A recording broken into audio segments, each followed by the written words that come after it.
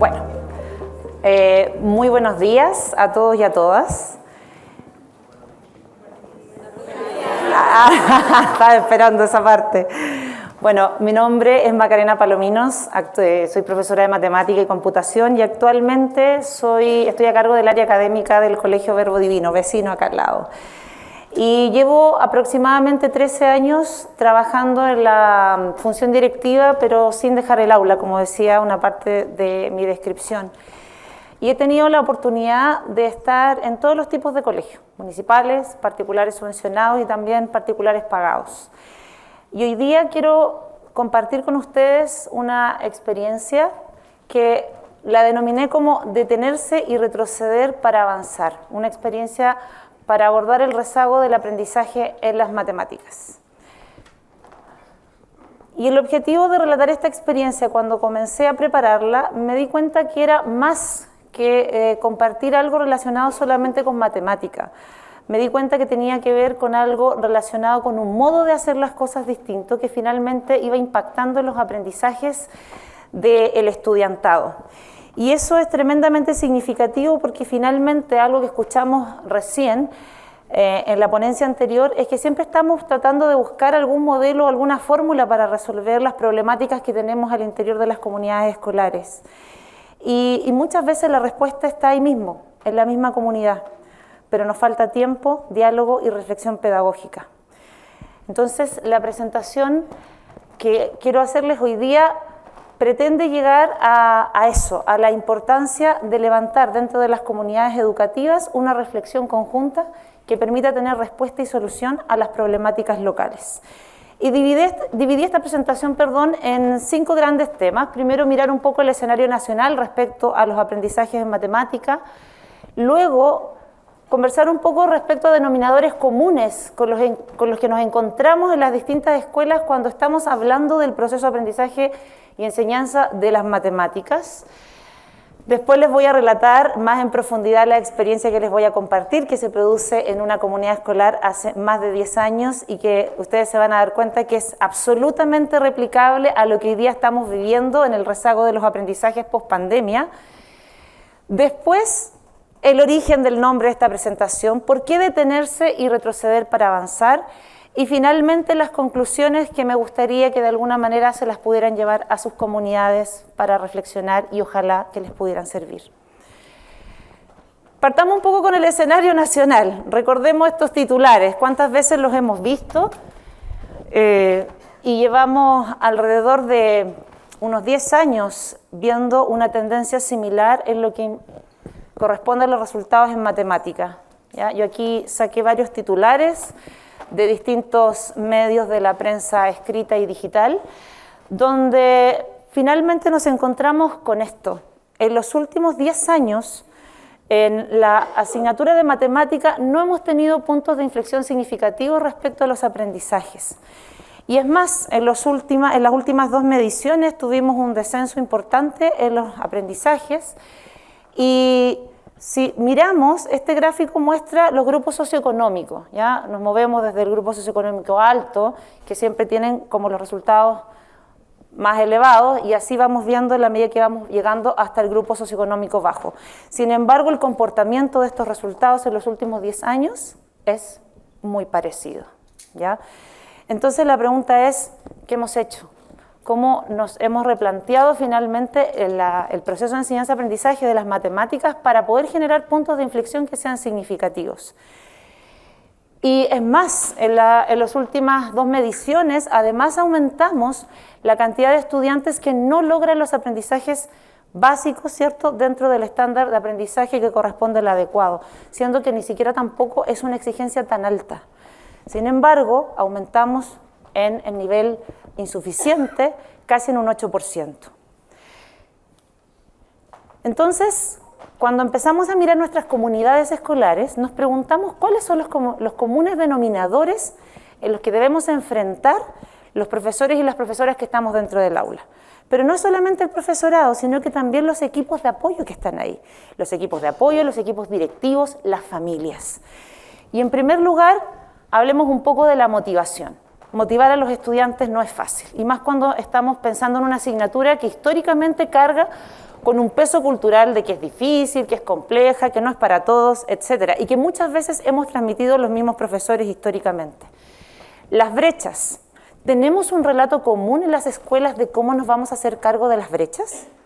¿O vamos a seguir permaneciendo en un relato colectivo de culpar al profesor del año anterior, al colegio de procedencia, a la pandemia, a las dificultades familiares, al contexto u otros?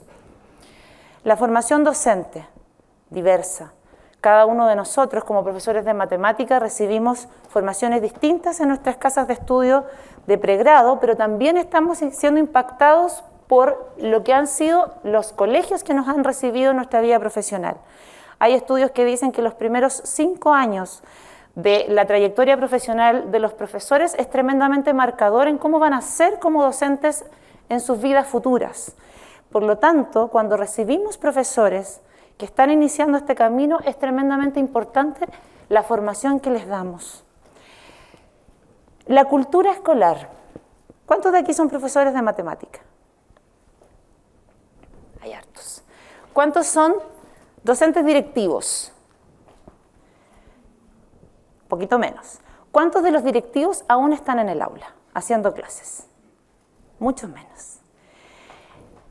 Esa cultura escolar la construimos todos, y cuando construimos una cultura escolar relacionada con matemática, podemos generar un colegio donde realmente la camiseta esté puesta con la asignatura y a los estudiantes la disfruten, o podemos crear una cultura donde efectivamente los estudiantes le tengan miedo a la asignatura, no les gusten o les provoque mucha deserción. Hoy día tengo la suerte de estar en un lugar donde a los chiquillos les encanta matemática, y eso se nota porque hay un equipo también que está centrado en esa tarea. La diversidad. Tenemos 2 caminos. O vemos la diversidad como una barrera y una dificultad, o la tomamos como una oportunidad para trabajar a través del efecto par, a través del aprendizaje cooperativo y generar finalmente un avance que se va haciendo significativo para todos y para todas. La evaluación y la retroalimentación. Existen muchas concepciones respecto a ella, cómo las abordamos, los criterios que utilizamos. ¿Estamos siendo rigurosos en utilizar criterios de calidad para enfrentar el proceso de evaluación y de retroalimentación en vías del aprendizaje? ¿O tenemos algunos aspectos de carácter punitivo al interior de las culturas escolares cuando evaluamos los aprendizajes de nuestros estudiantes? La información que nos produce finalmente este proceso virtuoso que debería ser la evaluación y la retroalimentación es tremendamente significativo para también apuntar al logro de aprendizajes que sean significativos. El currículum, relatos comunes. Hemos tenido un relato común en nuestra comunidad escolar que se ponga de acuerdo cómo va a abordar el currículum. ¿Está el foco puesto en la cobertura? ¿Está puesto el foco en la profundidad? ¿Está puesto el foco en que cada ciclo aborde el currículum de matemáticas de la manera que estime más conveniente o adecuada? ¿Está puesto el foco en diseñar las trayectorias de nuestros estudiantes como una institución que se hace cargo desde que el estudiante ingresa en educación parvularia hasta que sale de 4º medio? Esas son preguntas que tenemos que hacernos como comunidades escolares, no solamente como profesores de matemática y como departamentos de matemática, sino que como una comunidad completa que trabaja en un relato común respecto a cómo va a abordar el aprendizaje. Y finalmente, la familia y contexto. Pueden haber muchos más y probablemente en ustedes resuenen varios más. Pero cuando hablamos de la familia y contexto, hoy día cada vez nos preocupamos de alejar más a las familias, que molesten menos, que vayan lo menos posible a los colegios, ojalá las menos cantidades de reuniones de apoderados, y generalmente vamos produciendo un vínculo más como de esta sensación de cliente que viene solamente a reclamar a la escuela cuando algo no le parece, y no necesariamente hacerse cargo en una acción corresponsable de lo que está pasando con el aprendizaje de sus hijos e hijas. ¿Cómo trabajamos ese vínculo? Se los voy a compartir un poco más adelante. Esta experiencia que les voy a compartir nace aquí. Hace más de 10 años atrás tuve la oportunidad de comenzar mi vida profesional en el ámbito directivo y docente en un liceo bicentenario de excelencia. Fue uno de los primeros que se creó en Chile en el año 2010-2011 y partieron con condiciones muy distintas a las que en algún momento se creyó. Se pensaba que estos colegios bicentenarios, liceos bicentenarios, iban a ser de alguna manera una réplica de los antiguos emblemáticos que lamentablemente hoy día están en situaciones muy difíciles. Entonces el foco estaba puesto en estudiantes de excelencia que venían con una selección significativa y que finalmente traían niveles de aprendizaje muy superiores al resto de sus pares. Sin embargo, acá la matrícula se hizo en la Corporación de Educación, recogiendo estudiantes que venían prácticamente de distintos contextos de los lugares más vulnerables de Puente Alto y de Pirque. Este es un colegio que está ubicado geográficamente en el límite de Puente Alto y de Pirque. Y en ese momento, las personas que conformábamos el equipo directivo nos encontramos con un promedio de notas de 4.8. Estudiantes que eran repitentes, estudiantes que estaban al borde de la deserción y cuyas familias de alguna manera buscaban una alternativa que fuera distinta. En ese momento llegamos a tener más de 45 estudiantes en aula y empezó un proceso de trabajo muy arduo y significativo con estudiantes que, por ejemplo, 2 de ellos podían traer el mismo promedio, pero tenían procedencias muy distintas, por lo tanto lo que significaba la calificación de uno, que era la misma del otro, en términos de aprendizajes, era muy diferente. Por lo tanto, el rezago en los aprendizajes perfectamente podía visualizarse como lo que nos estamos encontrando hoy día, post pandemia, donde prácticamente los chiquillos han tenido 2 años de un rezago importantísimo que incluso les ha hecho retroceder en sus trayectorias curriculares significativamente. Entonces ahí la pregunta era, bajo este escenario, ¿cómo podemos hacernos cargo y avanzar en los aprendizajes que nos demanda el currículum? Antes de contar esta experiencia más en detalle, me gustaría compartir elementos que fueron claves. En este lugar, lo primero era que todas las personas que formábamos parte del equipo teníamos que hacer doble función. Todos los directivos hacíamos clases. Y eso era muy significativo a la hora de legitimar nuestro rol directivo para efectivamente poder tener un diálogo compartido con los equipos docentes. Lo segundo era que el contexto vulnerable y heterogéneo nos demostraba cómo de alguna manera impactaba negativamente en los rezagos del aprendizaje. Pudimos ver empíricamente que las mismas notas de distintas procedencias no nos decían absolutamente nada en términos de aprendizaje. Un 6 aquí era muy distinto a un 6 acá, o un 5 aquí, o un 7 acá, y efectivamente había que trabajar con eso, o sea, de nada nos servían las calificaciones con las cuales venían estos estudiantes. En tercer lugar, el reconocimiento de las y los expertos. Estábamos frente a una comunidad que al profesorado lo trataba con esa connotación de expertos en su materia. Por lo tanto, no era un conjunto de profesores que venían a ejecutar un currículum. Era un conjunto de profesionales que venían a tomar decisiones. Y tomar decisiones que eran orientadoras también para un equipo directivo, que trabajaba conjuntamente en función de dar respuesta a las necesidades presentes.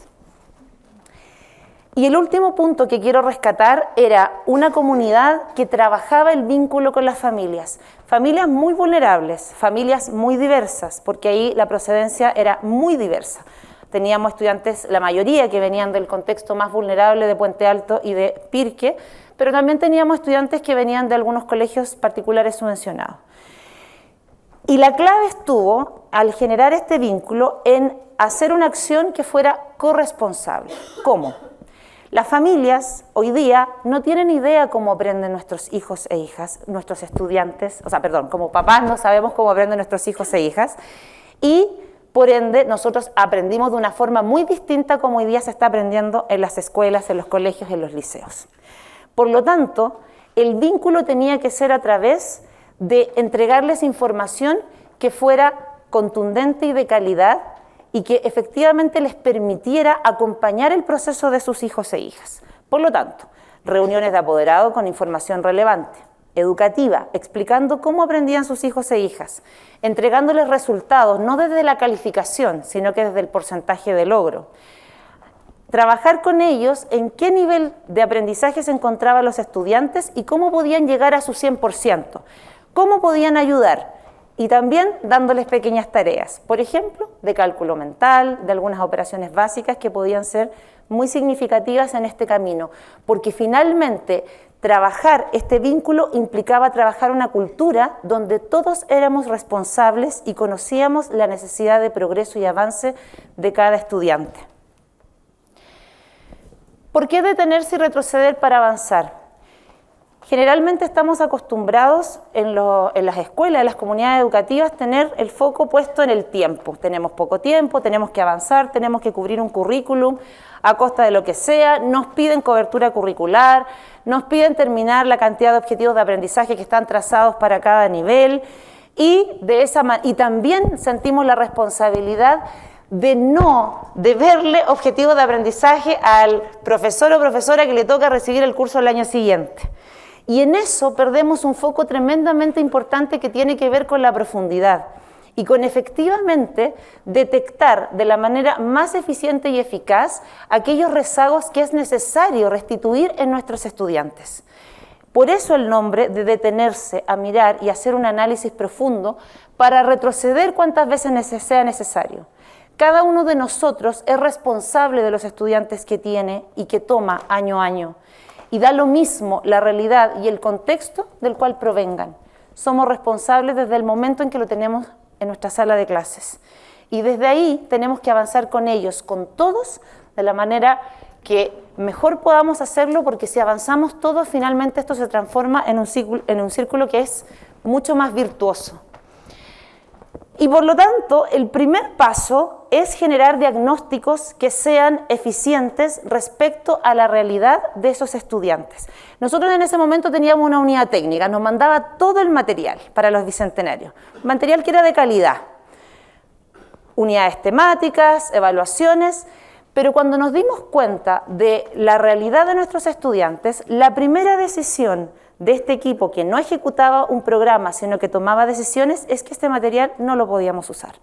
Teníamos que ajustar y adecuarlo al escenario con el cual nos estábamos encontrando. Entonces ahí comienza este primer trabajo de reflexión pedagógica, y los que hemos tenido la oportunidad en algunos momentos de trabajar en colegios donde se nos entrega prácticamente el manual de cómo avanzar y hemos sido un poco más díscolos de decir, bueno, por aquí no va mucho la cosa, tengo que hacer algunos ajustes. Aquí tuvimos la prueba empírica de que eso efectivamente en algunos casos es necesario hacerlo. Y para eso nosotros trabajábamos 2 semanas de nivelación con los estudiantes en enero antes de comenzar el año escolar. Sin embargo, dado este escenario tremendo de niveles de rezago importantísimo, donde teníamos estudiantes de 7º básico que ni siquiera se sabían las tablas de multiplicar, que no tenían las 4 operaciones básicas consolidadas y que además el cálculo mental ni hablar, tuvimos que retroceder significativamente. Se aplicaron estos diagnósticos, resultados horrorosos, y la pregunta fue, ¿desde dónde partimos? ¿Cómo comenzar? Y ahí, en ese momento estábamos viviendo la transición del antiguo programa, ¿cierto?, que tenía aprendizaje esperados, a las bases curriculares con objetivos de aprendizaje, y en ese momento fue mirar que de 1º a 6º básico la mayor cantidad de aprendizajes están centrados en el eje de números y operaciones. ¿Y por qué ahí? Porque ahí está efectivamente todo lo que tiene que ver con los conceptos básicos, tiene que ver con todo lo que está relacionado con los algoritmos de la adición, de la sustracción, de la multiplicación, de la división, y por supuesto también está inmerso todo lo que tiene que ver con el cálculo mental, que finalmente se traduce en la posibilidad de dar fluidez matemática a nuestros estudiantes para poder avanzar a aprendizajes más complejos. Entonces, la primera decisión, estas cosas las hacíamos todas en Excel, ¿ya? Hoy día hay hartos sistemas que después también que se ven, que vienen involucrados los textos, etcétera, pero en ese momento nosotros no teníamos ni siquiera texto y lo hacíamos todo a mano. Y teníamos esta red de contenidos donde estaba trazado todo el año escolar, 1er semestre, 2º semestre, íbamos colocando, ¿cierto?, las metas de aprendizaje que teníamos que ir realizando. Pero en este momento fue detener el currículum, no podemos avanzar. Y eso significó detener prácticamente un semestre completo e insertar en él todos los aprendizajes para alcanzar la fluidez matemática. porque si yo no tengo fluidez matemática, no voy a poder avanzar a aprendizajes más complejos. ¿Cuántos de ustedes les tocó enfrentarse el año pasado con estudiantes en cualquier nivel que venían con un rezago gigantesco en los aprendizajes? Yo tomé un tercero medio, números complejos, los chiquillos ni siquiera se acordaban de los números enteros. Entonces, obviamente que la decisión tiene que ser con arrojo. No puedo avanzar si tengo esas lagunas estratosféricas que van a significar que finalmente mis estudiantes probablemente terminen su trayectoria escolar hasta cuarto medio con lagunas. Y muchos de ellos en el camino comienzan a desertar, porque si no soy capaz de experimentar el logro en algún momento y que soy capaz de poder avanzar, difícilmente voy a querer participar de un aprendizaje que es más complejo, que de verdad no entiendo para nada. Entonces, en ese momento tuvimos que hacer esto. Y lo hicimos varias veces, y yo lo sigo haciendo en los años que me ha tocado hacer clases y ser directiva en otros lugares, ¿ya? Porque esta experiencia no está solamente aquí. Esta experiencia yo la tomé y ha sido parte de mi forma de hacer las cosas hasta el día de hoy. Y para poder optimizar los tiempos, porque obviamente voy a quedar con un semestre para avanzar curricularmente, ¿y cómo lo hago? O sea, tengo que poner todos los acentos en tratar de perder el menos tiempo posible para poder avanzar en los aprendizajes, y que además, cada vez que yo recoja evidencia de los aprendizajes de mis estudiantes, sea de tal calidad, asegurarme de que sea de tal calidad, para que efectivamente no tenga que estar restituyendo aprendizajes cada vez que a los chiquillos no les vaya bien. Entonces, nosotros trabajábamos con dos cosas, antes de ponernos a planificar. Tablas de especificaciones, aquí les puse OAS porque está actualizado, pero en el fondo tiene que ver con identificar muy bien cuáles son las metas de aprendizaje que voy a evaluar.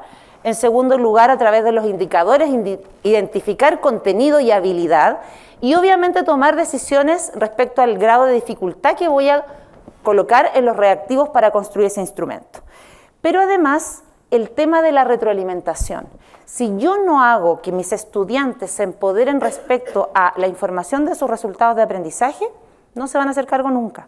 Ellos necesitan ser parte del proceso. Y aquí ocupábamos una matriz muy simple, donde colocábamos las metas que íbamos a evaluar y desglosábamos los indicadores de evaluación. Entonces, cuando íbamos a entregar las notas, no entregábamos notas, entregábamos las evaluaciones con porcentajes de logro. Y en cada uno de los indicadores el estudiante iba anotando cuánto había obtenido para cada indicador, y luego podía identificar en dónde estaba el logro mayor y el logro menor. Y además, al mismo tiempo, el profesor o profesora trabajaba con el análisis por pregunta. Esto marea, ¿ya? Pero es muy útil cuando uno hace el ejercicio y le permite identificar cómo se comportó la evaluación. Entonces, cuando yo voy a hacer la retroalimentación, no retroalimento todo. Retroalimento lo que está más descendido, y además voy identificando en este análisis por preguntas si mi instrumento también tuvo algunos errores de construcción relacionados con la calidad. Esto también era tremendamente significativo porque cada uno de los estudiantes tomaba conciencia dónde tenía que repasar más, reforzar, restituir, etcétera, pero también el profesor o profesora que estaba a cargo de la asignatura en ese momento. A mí me toca hacer muchas veces esto también. Y hoy día lo hago cuando tengo algún profesor o alguna profesora que tiene muy bajos resultados en alguna evaluación, y esto permite analizar si efectivamente el instrumento tuvo algunas dificultades en su construcción, y que eso nos permite hacer un ejercicio de toma de decisiones mucho más específico. Y esto cobró mucho más sentido para mí cuando apareció el decreto 67, que proponía dentro de su implementación el diseño inverso, o la planificación al revés, o de atrás para adelante, tiene varios nombres. Porque finalmente una de las cosas que más quedó en estos aprendizajes que les comparto es que, conocidas las metas a las que debemos llegar, luego planifico el camino. Porque de esa manera optimizo. Pero además tengo que planificar en tiempo real.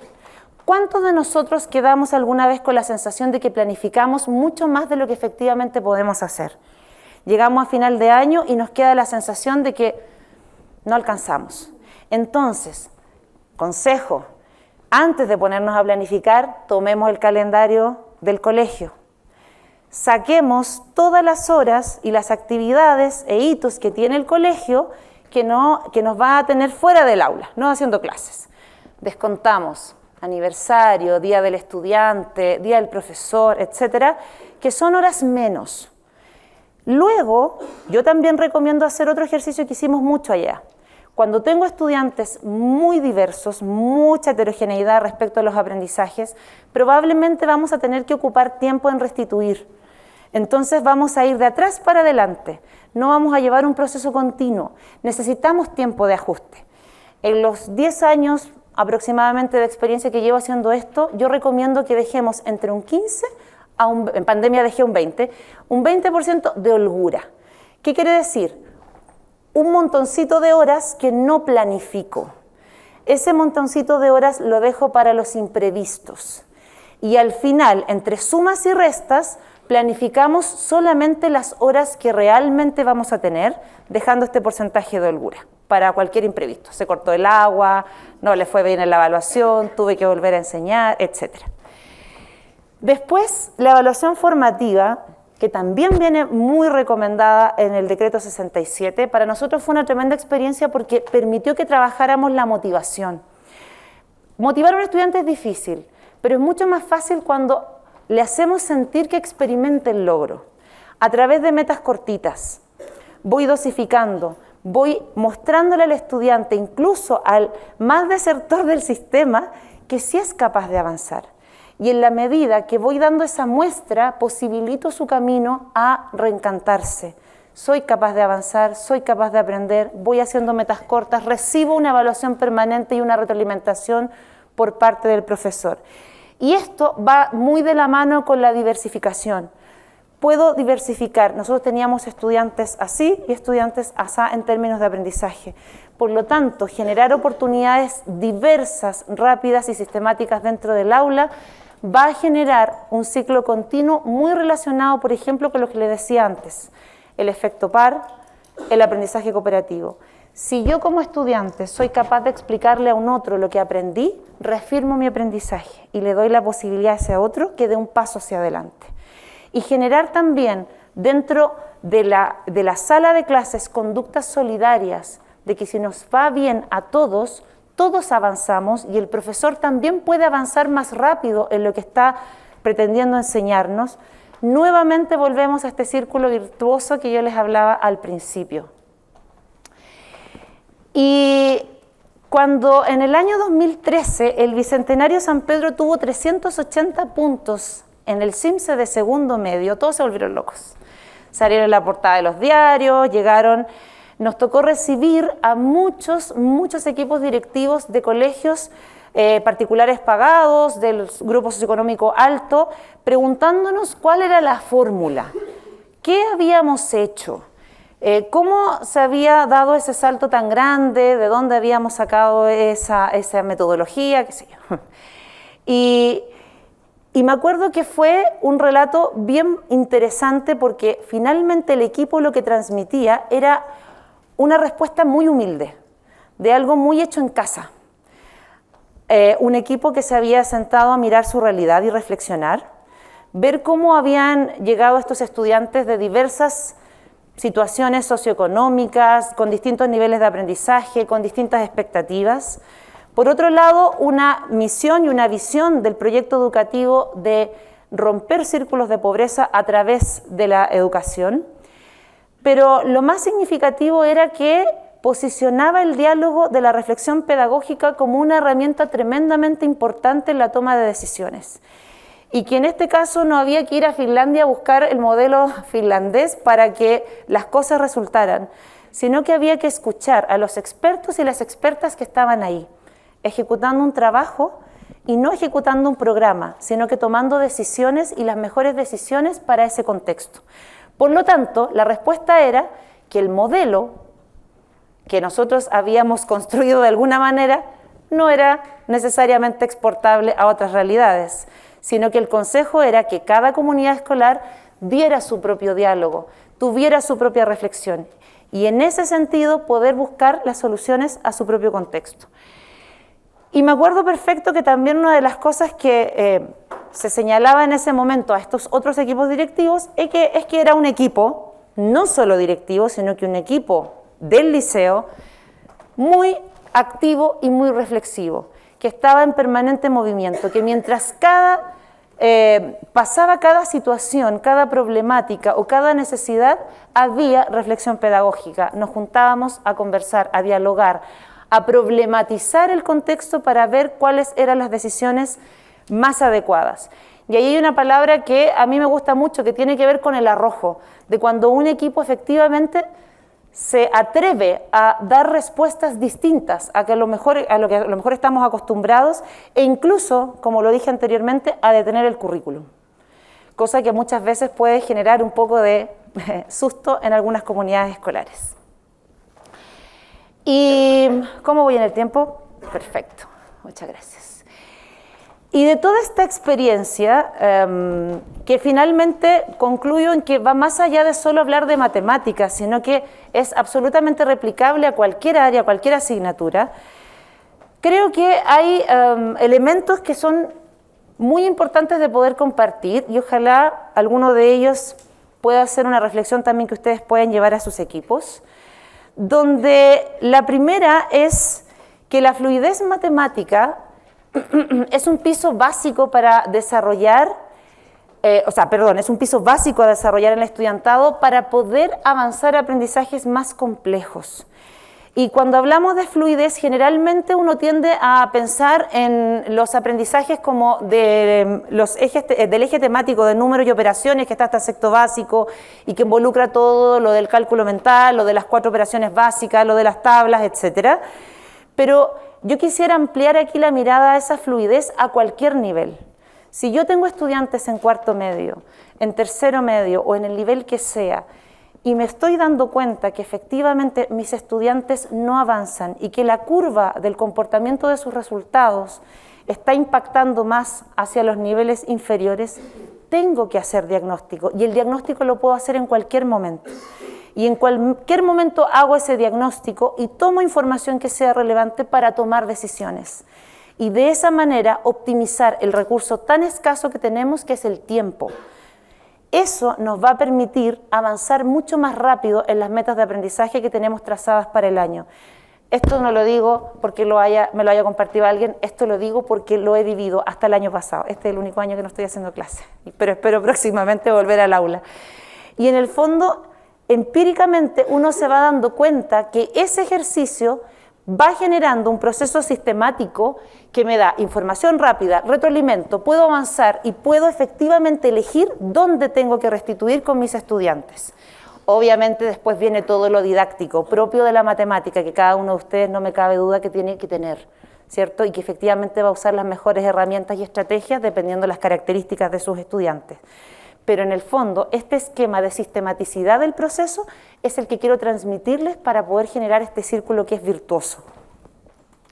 El segundo punto es que el liderazgo pedagógico del equipo directivo y del equipo docente es crucial. Aquí no solamente pensamos en un liderazgo que tiene que ver con el equipo directivo, con el foco puesto en los aprendizajes, sino que también el liderazgo que cada uno de nosotros ejerce dentro del aula. Y ese liderazgo permite que también nosotros tengamos que trabajar a través de decisiones que no sean intuitivas.